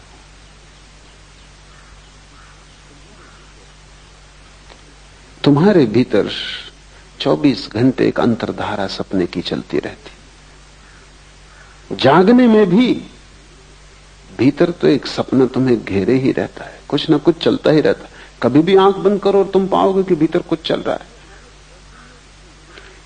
यह हालत ऐसी है जैसे दिन में, रात में तो आकाश में तारे दिखाई पड़ते हैं, दिन में दिखाई नहीं पड़ते क्योंकि सूरज के प्रकाश में ढक जाते। इससे तुम ये मत समझना कि खो जाते, वो अपनी जगह है, खोएंगे कहां, जाएंगे कहां। तुम किसी गहरे कुएं में चले जाना और गहरे कुएं में से खड़े होकर दिन में देखना तो तुम्हें तारे आकाश में दिन में भी दिखाई पड़ जाएंगे, क्योंकि तारों को देखने के लिए अंधेरा चाहिए। सूरज की रोशनी की वजह से तारे दिखाई नहीं पड़ते। यही हालत स्वप्न की है। रात में ही सपने दिखाई पड़ते हैं ऐसा नहीं है, लेकिन रात का अंधकार चाहिए, आंख बंद हो तो दिखाई पड़ते। दिन में आंखें खुली हैं, 25 और काम करने जरूरी हैं। सपने तो भीतर बने रहते हैं, दिखाई नहीं पड़ते। दिन में भी तुम अगर आराम कुर्सी पर आंख बंद करके बैठ जाओ, तत्क्षण दिवा स्वप्न शुरू हो जाएगा। वो चल ही रहा था, वो भीतर चलता ही रहता है, उसका एक अंतर सूत्र है। इस अंतर सूत्र को तोड़ना बहुत जरूरी, क्योंकि दिन में तुम तोड़ सको तो रात में तोड़ पाओगे, दिन में ही न तोड़ सके तो रात में कैसे तोड़ोगे। सभी मंत्रों का उपयोग इस अंतर सूत्र को तोड़ने के लिए किया जाता है। जैसे कि कोई एक आदमी को मंत्र दे दिया उसके गुरु ने कि तू काम कर, बाजार जा, सामान बेच, खरीद, लेकिन भीतर राम राम राम की अंतर्ध्वनि चलने दे। ये क्या है? अगर तुम काम करते वक्त भीतर राम की अंतर्ध्वनि चलने दो तो वो जो शक्ति स्वप्न बनती थी, स्वप्न की धारा बनती थी, वो राम की धारा बन जाएगी, क्योंकि वही शक्ति है जो भीतर सपना बनती। तो भीतर तुमने एक अपना ही सपना पैदा कर लिया, राम राम राम राम। बाहर तुम सब काम करते हो और भीतर तुम राम का अनुस्मरण करते हो। तो वो जो शक्ति तुम्हारे भीतर खाली पड़ी सपना देखती थी, वो राम का स्मरण बन जाएगी। इससे कुछ राम नहीं मिल जाएंगे, लेकिन सपने के तोड़ने में सहायता मिलेगी। और जिस दिन तुम रात नींद में भी पाओगे कि सपना नहीं चल रहा बल्कि राम की धारा चल रही, उस दिन समझ लेना कि दिन में सपना टूट गया। तो मंत्र की सफलता नींद में पता चलती, दिन में पता नहीं चलती। कैसे पता चलेगी? अगर तुम दिन भर राम का जप करते रहे हो तो रात सोते समय सपना पैदा नहीं होगा, राम की धारा चलेगी। ये धारा इतनी सघन हो सकती है कि तुम कल्पना भी नहीं कर सकते। स्वामी राम राम राम जपते रहते थे। तो एक रात हिमालय में ठहरे वो अपने एक मित्र के पास, सरदार पूर्ण सिंह के पास, अकेली कोठरी में थे। दूर पहाड़ में बनी कोठी थी, वहां कोई पास था भी नहीं, मीलों तक। सरदार पूर्ण सिंह को कुछ नींद नहीं आई, कुछ मच्छर थे, कुछ गर्मी थी। तो वो बड़े हैरान हुए कि राम राम राम की आवाज चल रही कोठरी में। स्वामी राम तो सो गए। तो वो उठे, थोड़ा भय भी लगा कि यहां कोई तीसरा आदमी तो है नहीं और ये राम की आवाज। तो दिया लेके सब तरफ देखा है, बाहर कोई भी नहीं है। कमरे में फिर आए तो और हैरानी हुई कि बाहर आवाज कम सुनाई पड़ती, कमरे में ज्यादा सुनाई पड़ती। और जैसे राम की खाट के पास पहुंचे तो आवाज और ज्यादा सुनाई पड़ने लगी। तो उन्होंने दिए से राम को देखा कि कहीं वो जाग के राम का स्मरण तो नहीं कर रहे हैं।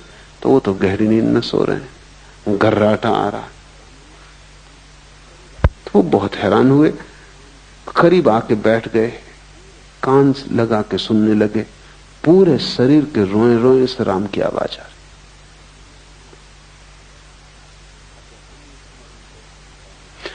अगर अनुस्मरण बहुत गहरा हो जाए तो यह घटना घटती, क्योंकि सपने में बड़ी ऊर्जा नष्ट हो रही। तुम्हारे सपने मुफ्त तुम्हें नहीं मिले, उनमें है कुछ भी नहीं, लेकिन कीमत बहुत चुकानी पड़ी, क्योंकि रात भर तुम सपना देखते हो। अभी सपने पर बड़ी वैज्ञानिक शोध होती है। तो वैज्ञानिक कहते हैं कि रात में हर आदमी, साधारण स्वस्थ आदमी, कम से कम 8 सपने देखता है। और एक सपने का अंतराल करीब करीब 15 मिनट का होता है। एक सपना 15 मिनट। तो 8 सपने का मतलब हुआ कि कम से कम 2 घंटे रात सपना देखा जा रहा है। और ये बिल्कुल सामान्य स्वस्थ आदमी जिसमें कोई मानसिक विकार नहीं, ऐसा आदमी खोजना मुश्किल। आम आदमी तो रात के 8 घंटे की नींद में करीब करीब 6 घंटे सपना देखता है। ये 6 घंटे जो सतत सपने की धारा भीतर चल रही है, इसमें तुम्हारी शक्ति नष्ट हो रही है। ये मुफ्त नहीं है, ये तुम खरीद रहे हो अपने जीवन को देकर। मंत्र इस शक्ति को राम में केंद्रित कर लेता है, या कृष्ण में, या क्राइस्ट में, या ओंकार में। कोई भी शब्द काम दे देगा। कोई जरूरत नहीं भगवान का नाम, खुद का नाम भी अगर तुमने दोहराया तो काम दे देगा। अंग्रेज कवि हुआ टेनिसन, उसने अपने संस्मरणों में लिखा है कि मुझे बचपन से ही न मालूम कैसे ये हो गया कि जब मुझे नींद ना आती थी तो मैं अपने को जोर जोर से कहता था टेनिसन टेनिसन टेनिसन, और मुझे नींद आ जाती। फिर मुझे तरकीब हाथ पड़ गई कि जब भी मैं बेचैन होता तो मैं भीतर कहता टेनिसन टेनिसन टेनिसन, मेरी बेचैनी खो जाती। फिर मैंने इसका मंत्र बना लिया। अपना ही नाम भी अगर तुम लोगे तो उतना ही लाभ हो सकता है, हालांकि होगा नहीं, क्योंकि तुम्हें अपने नाम पर उतना भरोसा नहीं हो सकता। बाकी फर्क कुछ भी नहीं। राम कहो, रहीम कहो, उससे कोई फर्क नहीं पड़ता। कोई भी नाम हो, उससे कोई फर्क नहीं पड़ता। सवाल नाम का नहीं, शब्द सभी एक जैसे और सभी नाम परमात्मा के। तुम्हारा नाम भी, कोई भी एक शब्द को पकड़ के अगर दोहराया जाए तो उसका एक संगीत भीतर पैदा हो जाता है, एक ध्वनि पैदा हो जाती। उस ध्वनि में स्वप्न की जो ऊर्जा है वो लीन हो जाती। मंत्र स्वप्नों को नष्ट करने के उपाय हैं। उनसे कोई परमात्मा को नहीं पाता, लेकिन स्वप्न को नष्ट करना परमात्मा को पाने के मार्ग पर बड़ा कदम है। मंत्र एक प्रक्रिया है, एक विधि है, एक औजार है, एक हथौड़ी है जिससे हम सपनों को चकनाचूर कर देते हैं। और सपने भी क्या है, शब्द हैं, इसलिए शब्दों की हथौड़ी उन्हें चकनाचूर कर सकती है। उनके लिए कोई लोहे की असली हथौड़ी भीतर ले जाने की जरूरत भी नहीं।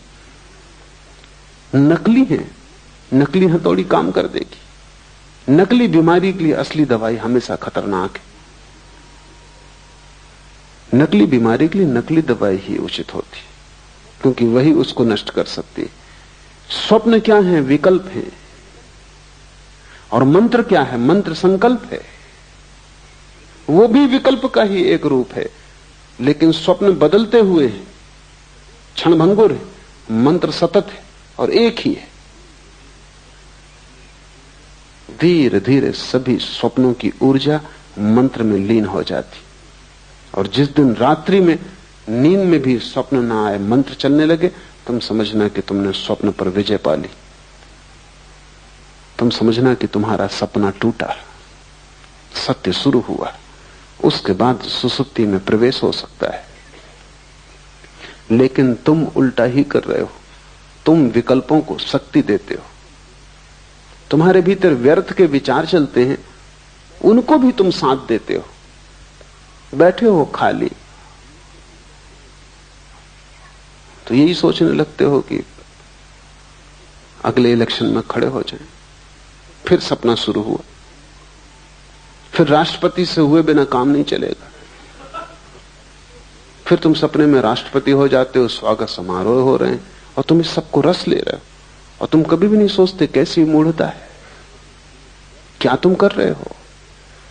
तुम एक व्यर्थ के विकल्प को ऊर्जा दे रहे हो, साथ दे रहे हो। और ऐसे ही व्यर्थ के विकल्पों से भरा हुआ तुम्हारा चित्त है। अगर हम आदमी के जीवन की पूरी खोजबीन करें तो 99% इसी तरह के सपनों में खो जाता है। धन के सपने, साम्राज्य के सपने, शक्ति के सपने। तुम पा भी लोगे तो क्या मिलेगा?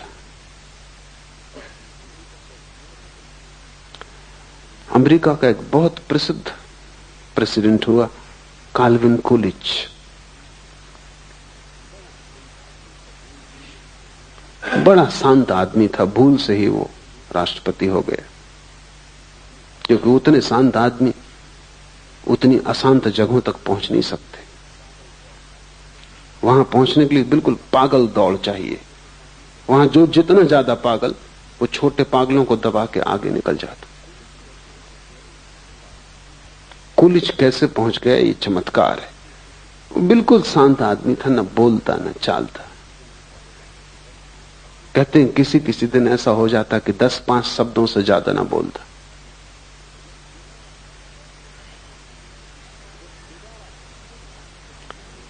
जब दोबारा फिर राष्ट्रपति के चुनाव का समय आया तो मित्रों ने कहा कि तुम फिर खड़े हो जाओ। उसने कहा कि नहीं। तो उन्होंने कहा कि क्या बात है, पूरा मुल्क राजी है तुम्हें फिर से राष्ट्रपति बनाने को। उसने कहा अब नहीं, एक बार भूल हो गई, काफी। पहुंच के कुछ भी ना पाया। अब 5 साल और खराब मैं न करूंगा।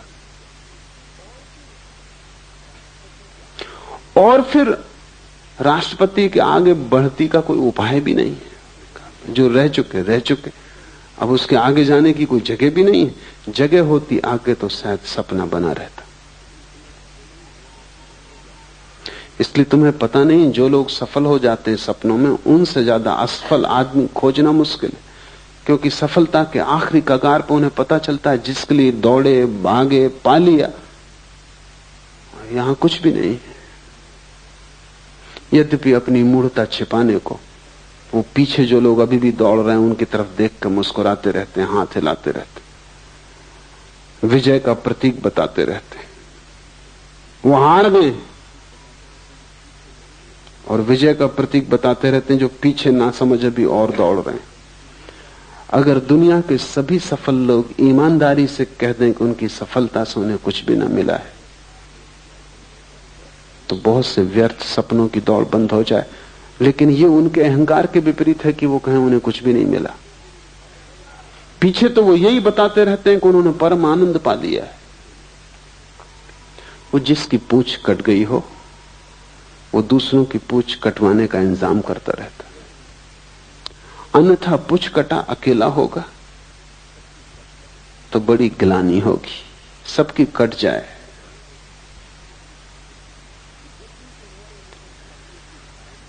जब भी तुम्हारे भीतर स्वप्न की धारा चले, तब जरा जग के देखना कि क्या तुम कर रहे हो।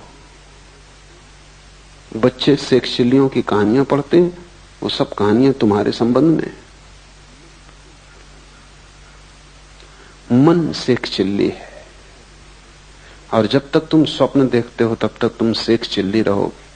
शेक्सपियर का मतलब है व्यर्थ के सपने देख रहा है और उन सपनों को सच मान रहा है। भगवान न करे कि वो सपने सच हो जाएं, क्योंकि उनको सच करने में बड़ी शक्ति लगानी पड़ेगी। और जब वे सच हो जाएंगे तब तुम पाओगे उनसे कुछ भी ना पाया। हाथ राख लगती है सदा।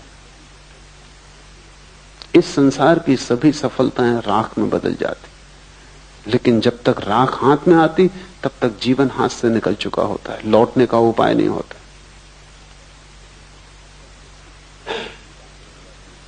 और तब तो सिर्फ छिपाने की बात रह जाती है कि लोगों से छिपा लो कि तुम्हारा जीवन व्यर्थ नहीं गया, तुम बड़े सार्थक हो गए हो, तुमने कुछ पा लिया है। विकल्प ही स्वप्न है, इन विकल्पों को शक्ति मत देना। और जब भीतर स्वप्न चले तब हिला के अपने को जगा लेना और स्वप्न को तोड़ देना जितने जल्दी हो सके। मंत्र उपयोगी हो सकता है स्वप्न को तोड़ने में। मंत्र के संबंध में हम आगे विचार करेंगे, कैसे मंत्र कारगर हो सकता है। मंत्र निश्चित ही स्वप्न को तोड़ देता है। और अविवेक अर्थात स्वबोध का अभाव सुसुप्ति है। और जहां सभी कुछ खो जाता है, कोई विवेक न रह जाता, कोई होश नहीं रह जाता, न बाहर का कोई होश न भीतर का कोई होश, जहां तुम सिर्फ एक चट्टान की भांति हो जाते हो गहन तंद्रा में। लेकिन तुम देखो कि तुम्हारा जीवन कैसा उपद्रव होगा, क्योंकि जब भी तुम गहरी तंद्रा में हो जाते हो तभी सुबह उठ के तुम कहते हो कि रात बड़ी आनंददायी नींद आई। थोड़ी देर सोचो कि तुम्हारा जीवन कैसा नरक होगा कि तुम्हें सिर्फ नींद में सुख आता है। बेहोशी में भर सुख आता है, बाकी तुम्हारा जीवन एकदम दुख ही दुख है। अच्छी नींद आ जाती तो तुम कहते हो काफी हो गए, और नींद का अर्थ है बेहोशी। लेकिन ठीक ही है, तुम्हारे लिए काफी हो गया, क्योंकि तुम्हारी पूरी जिंदगी सिर्फ चिंता, तनाव, बेचैनी के अतिरिक्त और कुछ भी नहीं।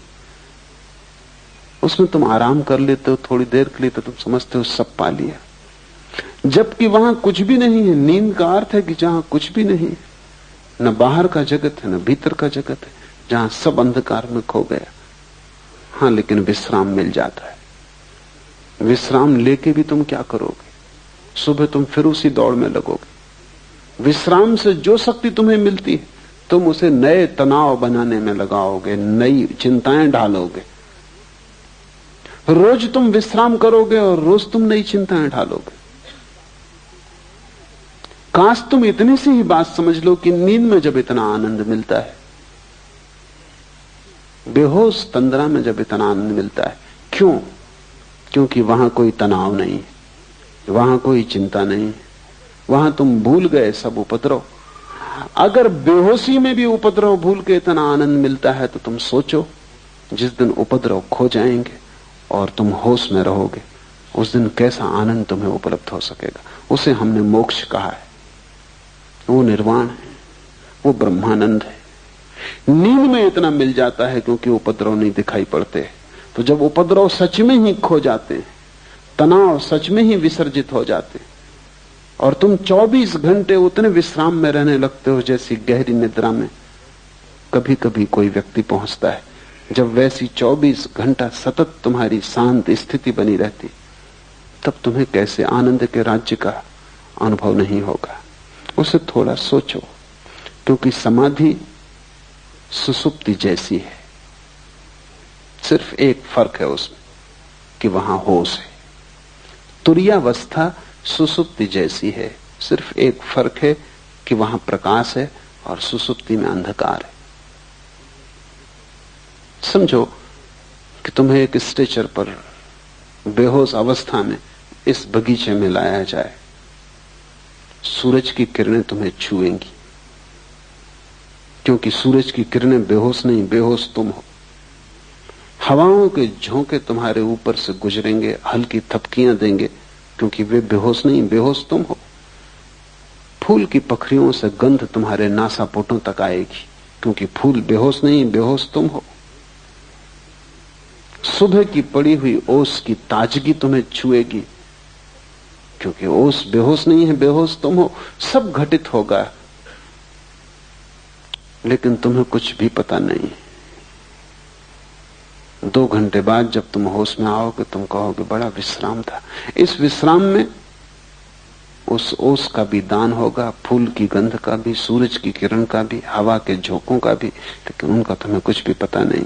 तुम बेहोश थे, तब भी तुम लौट के होश में आके कहते हो बड़ा सुख आया। थोड़ी देर कल्पना करो कि तुम होश से बैठे हो, फूल की गंध बरस रही, सूरज की किरणें बरस रही, ओस ने सब ताजा कर दिया है, सब नया कर दिया है।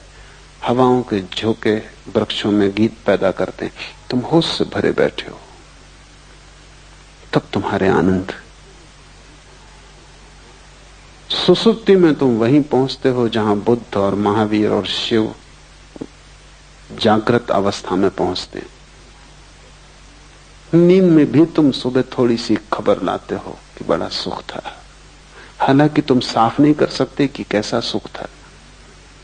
तुम कुछ बता नहीं सकते, कुछ व्याख्या नहीं कर सकते, कुछ स्वाद की खबर नहीं दे सकते। नींद में गहरी, लेकिन फिर भी तुम सुबह थोड़ी सी ताजगी लेके आते हो। सुबह उठते हुए आदमी की जो रात गहरी नींद में सोया हो, उसके चेहरे पर बुद्धत्व की थोड़ी सी झलक होती।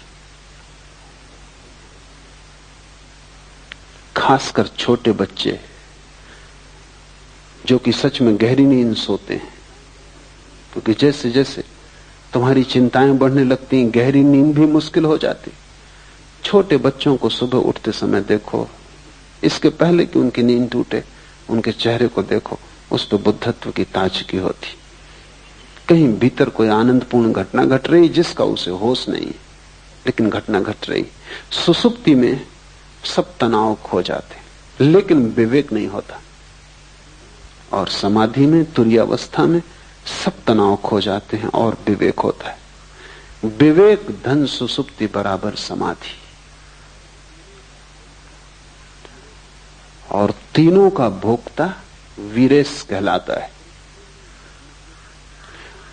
जागृत को, स्वप्न को, सुसुप्ति को, तीनों का भोक्ता, तीनों से जो पृथक है, तीनों से जो अन्य है, तीनों से जो गुजरता है, तीनों को जो भोगता है लेकिन तादात्म्य नहीं करता, जो तीनों के पार जाता है लेकिन अपने को अन्य मानता है, तीनों से भिन्न जो है वही वीरेश है। वीरेश का अर्थ है वीरों में वीर है, महावीर है। वीरेश शिव का एक नाम है। हमने महावीर उन्हीं पुरुषों को कहा जिन्होंने समाधि पा ली। हम महावीर उसको नहीं कहते जो गौरी शंकर पर चढ़ गया। ठीक है, साहस किया, लेकिन गौरी शंकर कोई आखिरी ऊंचाई नहीं है। हम महावीर उसको भी नहीं कहते जो चांद पर पहुंच गया। साहस किया, लेकिन चांद पर पहुंचना कोई आखिरी मंजिल नहीं। हम तो वीरेश उसे कहते हैं, महावीर उसे कहते हैं जिसने आत्मा को पा लिया, जिसने परमात्मा को पा लिया। क्योंकि परमात्मा से और ऊंचा गौरी शंकर कहां, और परमात्मा से और आगे मंजिल कहां। जिसने आखिरी पा लिया, हम उसी को महावीर कहते हैं। उससे कम पर हम राजी नहीं है, क्योंकि चांद पे पहुंच के क्या होगा। चांद पे पहुंच के सिर्फ और आगे पहुंचने के रास्ते खुलते हैं। अब मंगल पे पहुंचना होगा। मंगल पे पहुंच के क्या होगा, अनंत विस्तार है। हम महावीर उसे कहते हैं जो वहां पहुंच गया जिसके आगे अब पहुंचने को कोई जगह न बची। और क्यों कहते हैं महावीर उसे? क्योंकि उससे बड़ा कोई दुस्साहस नहीं है। स्वयं को पा लेने से बड़ा कोई दुस्साहस नहीं है। उससे बड़ी कोई साहसिक अभियान नहीं है। क्योंकि उसके मार्ग पर जितनी कठिनाइयां हैं उतनी कठिनाइयां किसी मार्ग पर नहीं। उस तक पहुंचने में जितनी तपश्चर्या से तुम्हें गुजरना पड़ेगा और कहीं पहुंचने में वैसी तपश्चर्या से नहीं गुजरना पड़ता। स्वयं की यात्रा सबसे दुर्भर यात्रा है। वो खडक की धार है। शायद इसीलिए तुम स्वयं से भागे हुए हो और संसार में अपने को यहां वहां उलझा रहे हो। शायद इसी कारण आत्मज्ञान की बात मन को पकड़ती भी है, फिर भी तुम हिम्मत नहीं जुटाते। कहीं कोई डर पकड़ लेता है। कठिन है, अकेले जाना होगा। सबसे बड़ी कठिनाई तो यह है कि दुनिया में सब जगह तुम किसी के साथ जा सकते हो, सिर्फ एक जगह है जहां तुम्हें अकेले जाना होगा। वहां पत्नी साथ ना होगी, भाई साथ ना होगा, मित्र साथ ना होगा, गुरु तक भी वहां साथ नहीं हो सकता, सिर्फ इशारा कर सकता है। बुद्ध ने कहा है, बुद्ध इशारा करते, जाना तुम्हें होगा। और अकेले होने में डर लगता है। और चारों तरफ इतने लोग हैं, इतने सपने हैं, सपनों में कई तो बड़े मधुर सपने, उनमें बड़ा रस है। उन सबको तोड़कर, इस सब सपने के जाल को गिराकर सत्य की यात्रा पर थोड़े से दुर्लभ लोग निकलते हैं। उनमें से भी बहुत से बीच यात्राओं से वापस लौट आते। लाखों में एक उस यात्रा पर जाता है, क्योंकि बड़ी कठिन है। और लाखों जाते हैं, उनमें से कोई एक पहुंच पाता है। इसलिए हमने उस अवस्था को वीरेश कहा है। तीन के पार जो चौथा तुम्हारे भीतर छिपा है वही गौरी शंकर है। वहीं पहुंचना है। और पहुंचने का रास्ता यह है कि तुम जागने में और जागो।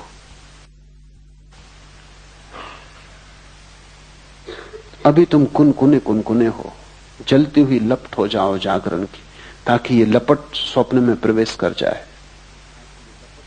स्वप्न में भी जागो ताकि स्वप्न टूट जाएं। स्वप्न में इतने जागो कि जागने की एक किरण सुसुप्ति में भी पहुंच जाए। बस जिस दिन तुम सुसुप्ति में दिया लेके पहुंच गए, तुमने वीरेश होने का द्वार खोल लिया। तुमने मंदिर पर पहली दस्तक दी। अनंत आनंद है, लेकिन बीच का मार्ग चलना ही पड़े, कीमत चुकानी ही पड़े। और जितना बड़ा आनंद पाना हो उतनी बड़ी कीमत चुकानी पड़ेगी। सस्ता कोई सौदा नहीं हो सकता। बहुत लोग सस्ते सौदे की कोशिश भी करते हैं। बहुत लोग शॉर्टकट खोजते हैं। उनको शोषण करने वाले गुरु भी मिल जाते हैं जो कहते हैं कि बस इससे सब हो जाएगा, कि तुम ये ताबीज बांध लो, कि तुम मुझ पे भरोसा रखो, बस कि तुम दान कर दो, पुण्य कर दो, कि तुम मंदिर बना दो। ये सब सस्ती बातें हैं। इनसे कुछ हल होने वाला नहीं। इनसे सिर्फ तुम धोखे में पड़ते हो। यात्रा करनी ही पड़ेगी। फिर और भी सस्ते मार्ग खोजने वाले लोग। कोई गांजा पी के सोचता है समाधि लग गई, कोई भंग खा के सोचता है कि ज्ञान उत्पन्न हो गया। हजारों साधु सन्यासी हैं, गांजा, अफीम, भंग का उपयोग कर रहे हैं। अभी पश्चिम में उनका प्रभाव बहुत बढ़ गया, क्योंकि पश्चिम में और भी अच्छे मादक द्रव्य खोज लिए गए। हसीस, मारिजुआना, एलएसडी और भी वैज्ञानिक केमिकल खोज लिए गए, जिनका तुम एक इंजेक्शन ले लो और तुम समाधिस्थ हो गए। एक गोली ले लो, समाधि उपलब्ध हो गई।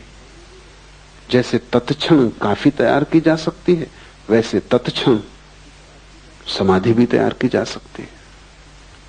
काश इतना सस्ता होता, और काश नशे में खोने से कोई ज्ञान को उपलब्ध होता, तो सारी दुनिया कभी की हो गई होती। इतना सस्ता नहीं है, लेकिन सस्ते की खोज मन करता है। मन चाहता है किसी तरह बीच का रास्ता कट जाए और हम जहां हैं वहां से हम सीधे मोक्ष में प्रवेश कर जाएं। बीच का रास्ता नहीं कट सकता, क्योंकि इस रास्ते से गुजरने में ही तुम्हारा मोक्ष आएगा। क्योंकि रास्ता सिर्फ रास्ता नहीं है, रास्ता तुम्हारा विकास भी है।